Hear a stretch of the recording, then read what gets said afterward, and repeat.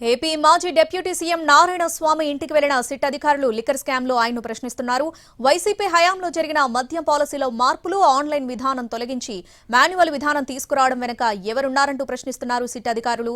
Digital చెల్లింపులు జరపకుండా ఎందుకు చేశారు, అలా చెయ్యమని ఎవరు చెప్పారని ప్రశ్నలు వేసినట్లు సమాచారం. ఆనాడు తీసుకున్న నిర్ణయాల వెనుక ఎవరి పాత్ర ఏంటి అన్నది కూడా ఆరా తీస్తున్నారు సిట్ అధికారులు. ప్రశ్నలకు సరైన సమాధానాలు ఇవ్వడం లేదని సమాచారం. కొన్ని ప్రశ్నలకు ఆయన మౌనంగానే ఉన్నారని తెలుస్తోంది. కొన్ని ప్రశ్నలకు తనకు సంబంధం లేదని చెప్పారట.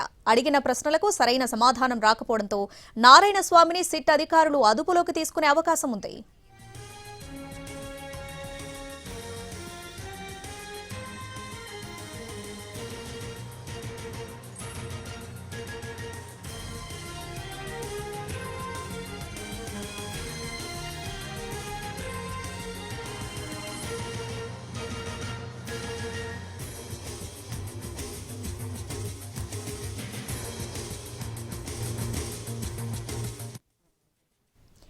ఏపీ మాజీ డిప్యూటీ సీఎం నారాయణ స్వామి ఇంటికి వెళ్లిన సిట్ అధికారులు లిక్కర్ స్కామ్ లో ఆయన ప్రశ్నిస్తున్నారు. దీనికి సంబంధించి పూర్తి అప్డేట్స్ మా ప్రతినిధి శ్రీకాంత్ విజయవాడ నుంచి లైవ్ లో అందిస్తారు. శ్రీకాంత్,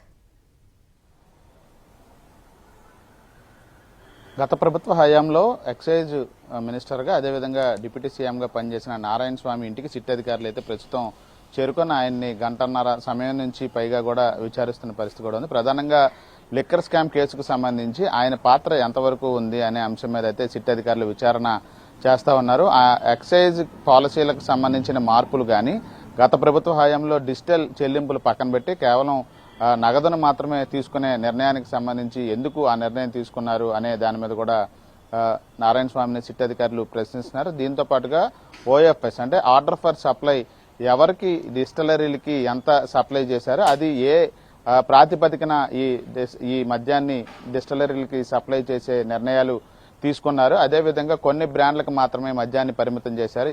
ఈ నిర్ణయాలన్నింటిలో అప్పటి ఎక్సైజ్ మినిస్టర్గా ఉన్నటువంటి నారాయణ స్వామి పాత్ర ఏంటి, అదేవిధంగా ఆయన ఎవరి ఒత్తిడి మేరకు కొన్ని నిర్ణయాలు తీసుకున్నారనే అంశాల మీద అయితే నారాయణ స్వామిని సిట్ అధికారులు వరుసగా అయితే ప్రశ్నిస్తున్నట్టుగా అయితే మనకి సమాచారం అందుతుంది. అదేవిధంగా గతంలో కూడా నారాయణ స్వామిని విచారణకు రావాలని 2 సార్లు సిట్ అధికారులు నోటీసులు జారీ చేశారు. ఒకసారి వీడియో కాన్ఫరెన్స్ ద్వారా కొంత విచారణ చేసినప్పటికీ తాజాగా మరోసారి ఆయన విచారణకు రావాలని నోటీసులు ఇచ్చినప్పటికీ ఆయన కొన్ని కారణాలు, అనారోగ్య కారణాల రీత్యా విచారణకు హాజరు కాలేనని సిట్ అధికారులకి సమాచారం కూడా ఇచ్చిన నేపథ్యంలో ఇవాళ సిట్ అధికారులు నేరుగా నారాయణ స్వామి నివాసానికి చేరుకున్నారు. అక్కడ ప్రస్తుతం ఆయన్ని విచారిస్తున్నారు. అయితే విచారణలో నారాయణ స్వామి ఎటువంటి సమాధానాలు ఇవ్వట్లేదని అయితే మనకు సమాచారం అందుతుంది. తాను కేవలం సంతకాలు ఎక్కడ పెట్టమంటే అక్కడ పెట్టాను తప్ప తనకు నిర్ణయాలకు సంబంధించి తన పాత్ర ఏమీ లేదనే విషయాన్ని సిట్ అధికారులకి మొక్కుబడిగా చెప్తున్నట్టుగైతే మనకు తెలుస్తుంది. ఈ నేపథ్యంలో సాయంత్రం వరకు విచారణ కొనసాగే అవకాశాలు ఉన్నట్టుగైతే మనకు తెలుస్తుంది. అప్పటికి కూడా నారాయణ స్వామి నుంచి